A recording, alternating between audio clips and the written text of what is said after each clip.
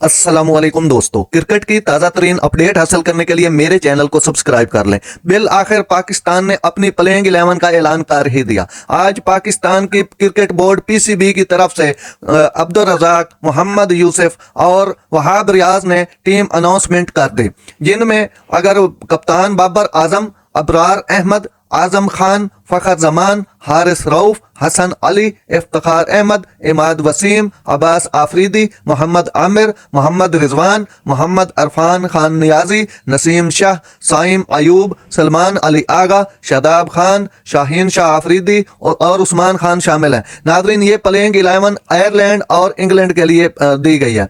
इससे playing 11 world cup के लिए निकालनी है। अभी इसमें कुछ खिलाड़ी अनफिट भी हैं जिनको चेक किया जाएगा इन दो सीरीज में, क्योंकि 25 मई तक टाइम है। अगर आईसीसी की जानिब से अगर कोई खिलाड़ी अनफिट होता है, कोई परफॉर्म नहीं कर रहा, तो उसको तब्दील किया जा सकता है। इसलिए इन्होंने ये दो सीरीज के लिए इंग्लैंड सीरीज पर फाइनली वर्ल्ड कप स्क्वाड का ऐलान कर दिया जाएगा, जो कि प्लेइंग 11 होगी वर्ल्ड कप की, जो अमेरिका और वेस्ट इंडीज में वर्ल्ड कप T20 खेला जा रहा है। नाजरीन, ऐसी बर वक्त खबरें सुनने के लिए मेरे चैनल को सब्सक्राइब कर लें। अल्लाह हाफिज।